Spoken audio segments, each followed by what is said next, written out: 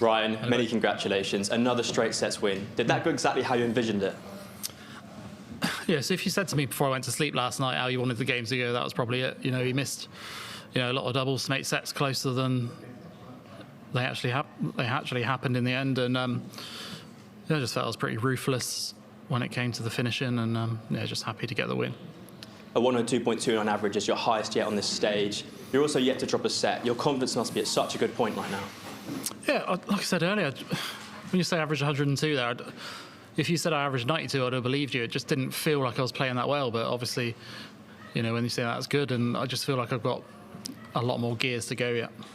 Last year at the Switch Stars Trophy, you lost to Martin Schindler in the final. Was that the revenge you were seeking for? Not. Well, sort of yes and no. Obviously, you miss a load of doubles there, like I did in the final against him, and sort of let him win. But, I've said in a couple of interviews, I'd like to play him in another European Tour final and get proper revenge there. So hopefully down the line we can do that. And you've got James Hurre in the next round. How much do you want to, firstly, make your first quarter final here, but also how much do you fancy your chances in that match?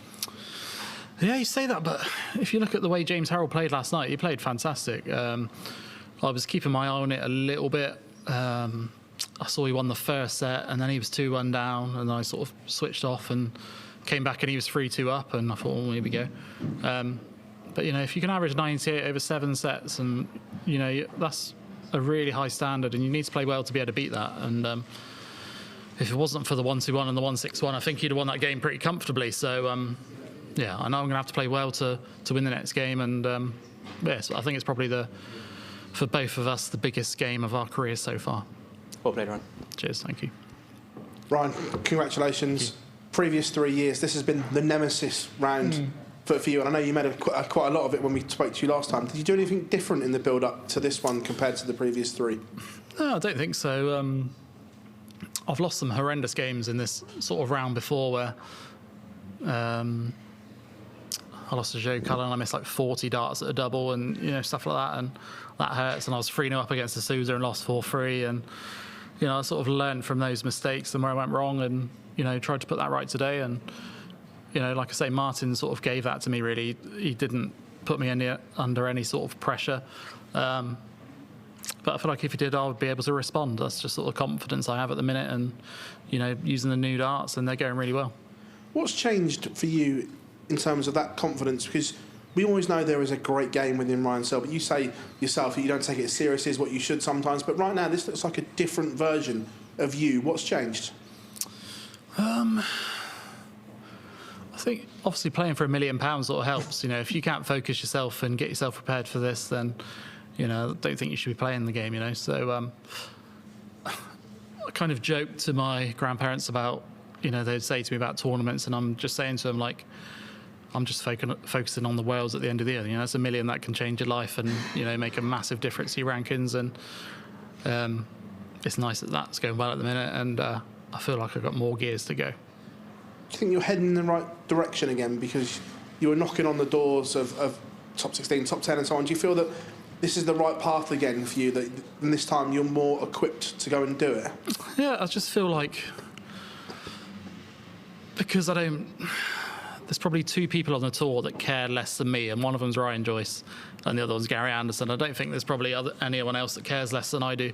And it's just about focusing and getting your head right, and like I say, if you can't get your head right for £1 million at the end of the day, then you shouldn't be playing the game. And I've been, like I said, I've switched to the new darts in the last, I think I played at Minehead with them for the first time, and I played so well against Jermaine at the start of the game, and I just sort of fell off a cliff. I don't actually know what happened. I was absolutely flying. I don't know what I was averaging after the first sort of 5 legs, but just fell off a cliff, and I don't really know what happened there. But it's more about focus than anything else, and that's something I've always struggled with is my focus, and something that I'm trying to work on, even in just my practice sessions. I was in the hotel on my own practicing last night, and just trying to stay focused in the sessions instead of just throwing and not caring, and it seems to be working.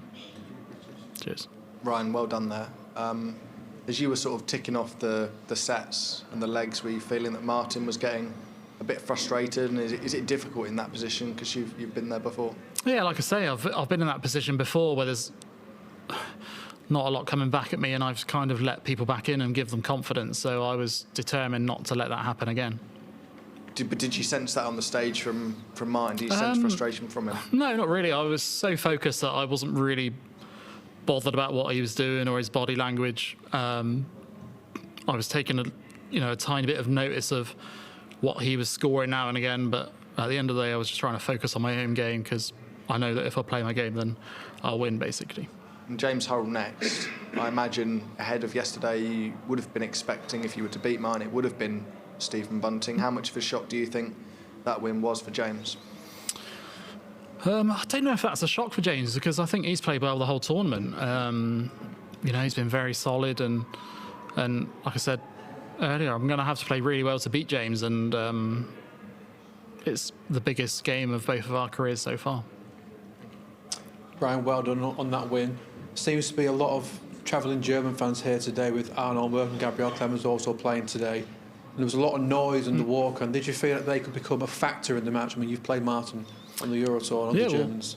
Yeah, it was a bit odd, because at the start of the game they were cheering his name, and I thought, we're in England, not Germany, and they were cheering his name, and I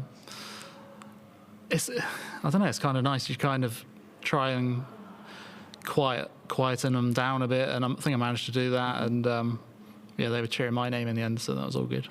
Some players seem to get affected by the crowd more than other players. What do you think your temperament is when the crowd maybe does go against you?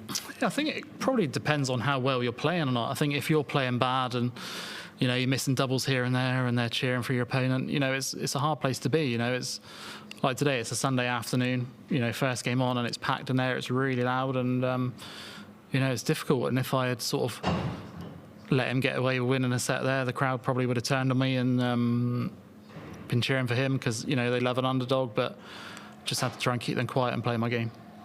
I know before, when we spoke to you after your last win, a lot of the prep was Call of Duty with Luke Humphries. Has it been more of the same? And who gets the better of the other in that?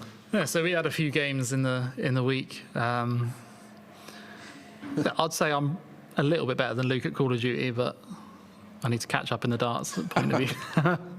Thank you, Ryan. Well played today. Yes, thank you. Congratulations, Ryan. You mentioned a change in equipment. What specifically has changed? Has it been shape, length? No, so it's just a completely new dart. They're the same weight, same shape, but just the grip is completely different. Obviously, this season, the first time I've ever won 2 titles in a year, and that was with the darts I was using before these. And I just felt like I need to have a little change, because I was perhaps not putting the effort in on the practice board, and just that change made me go to the practice board and put a bit more effort in, and I think that it's showing in my game now. And I know that's the highest average you've had on that stage. Did that feel like the most complete performance? No, like I say, if you said to me that I averaged 92 there and he averaged 87 or something, I would have believed you. It didn't feel like I was playing that well. I know I hit the 11 dart to win one of the sets, but I just feel like when I'm in the zone, I don't really take too much notice of how well I'm playing, and I think that's only a good thing, because I feel like I've got at least another gear to go yet. And there's been a lot of 3rd and 4th rounds for you at this tournament. Do you feel the best equipped that you ever have done to make that breakthrough to the quarterfinals or further? Yeah, for sure. I think this is probably now the most confident that I've ever felt with my game, and the way that I'm practicing on the practice board. Everything just seems really easy, and it's coming to the stage okay. So trying to hit a 9 dart, I really want to hit that 9 dart. I just feel like I've been so close in practice, and I'm sort of always in and around it. I'm hitting back-to-back 180s all the time, and that would sort of top off my tournament. But obviously, winning the next game is the most important thing. Well done, Ryan. Cheers. Thank you. Congrats, Ryan, on the win. Martin hit only 1 of 9 doubles in the first set, and after the match he said you made him pay for every mistake he did. Was that the deciding point of the match today? Yeah, of course. Before any match starts, you want to make your opponent pay for any little miss. Even if he misses 3 and you take out 170 and anything like that, you just want to make them pay and put them under as much pressure as possible. And I felt like I did that today. I don't know how many legs he won in the end there, but I was trying to keep him as low on confidence as possible, and keep my confidence high and sort of the rhythm flowing, and I think I managed to do that. The match was only about 23 minutes. Luke Littler yesterday evening only needed 25. Did you expect it to be even quicker than that match? No, time's not really a thing that I look at, but obviously Mensa isn't the fastest, so yeah, it's not something I really pay any attention to. It was a crushing loss for Martin. How did you experience him after the match? Like, what was his reaction on stage? Did he say something to you? No, I kind of just, as soon as I hit the winning double, we shook hands, and I just said to him, like, you didn't really turn up there, and it happens. I've been in that position before where you feel good or whatever, and you're in this point of the tournament, and you get on stage, and it doesn't happen. It happens. We're not robots, and he's a nice guy, Martin, and I wish him the best.